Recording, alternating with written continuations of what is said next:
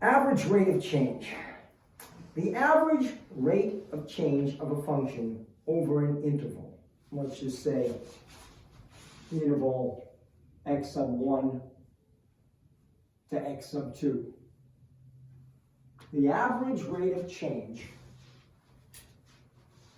is simply the slope of a line that we call the secant line. Let's just draw a graph. Y equals f of x.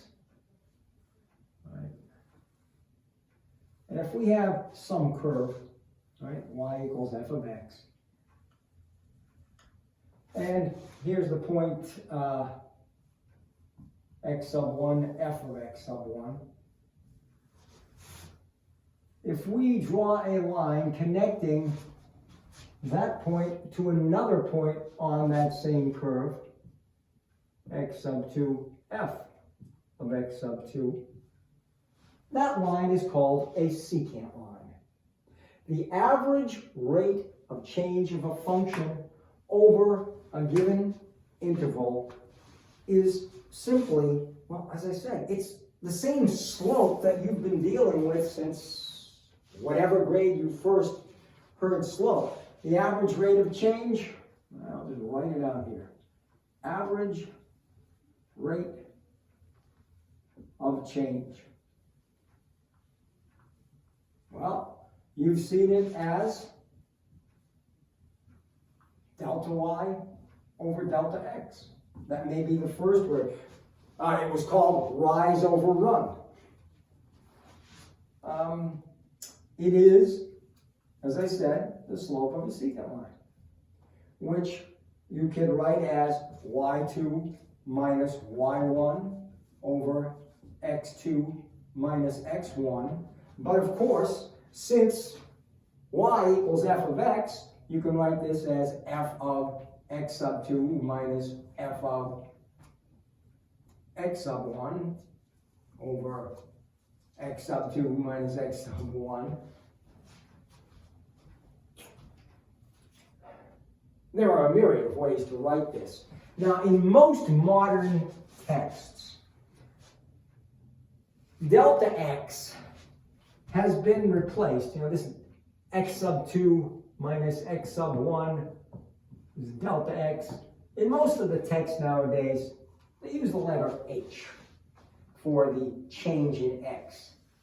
So, if x sub 2 minus x sub 1 equals h, then of course, x sub 2 would equal x sub 1 plus h. And if that's the case, then this, and let's call it what it is, the difference quotient, can also be written as f of x sub 1 plus h minus f of x sub 1 over x2 minus x1, x sub 1 plus h minus x sub 1 is simply h. Okay.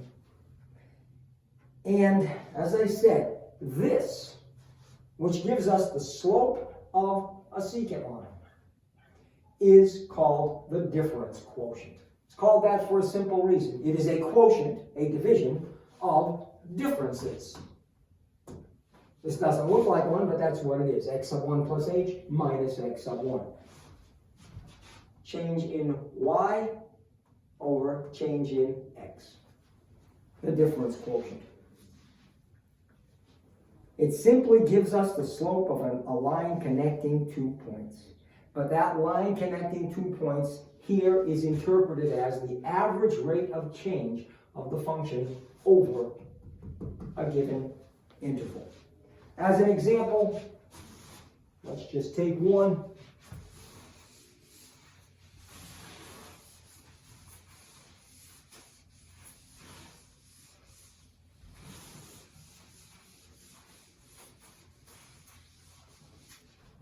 Find the average rate of change of the function f of x equals, and we'll stay in familiar territory, x squared over the interval 2 to 4.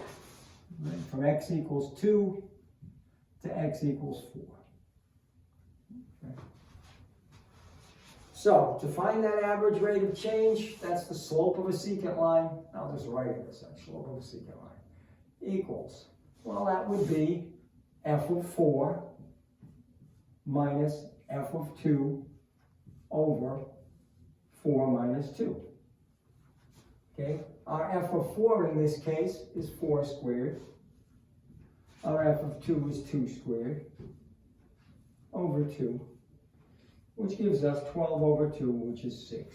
6 represents the average rate of change of that function over that interval. And that's all there is to it.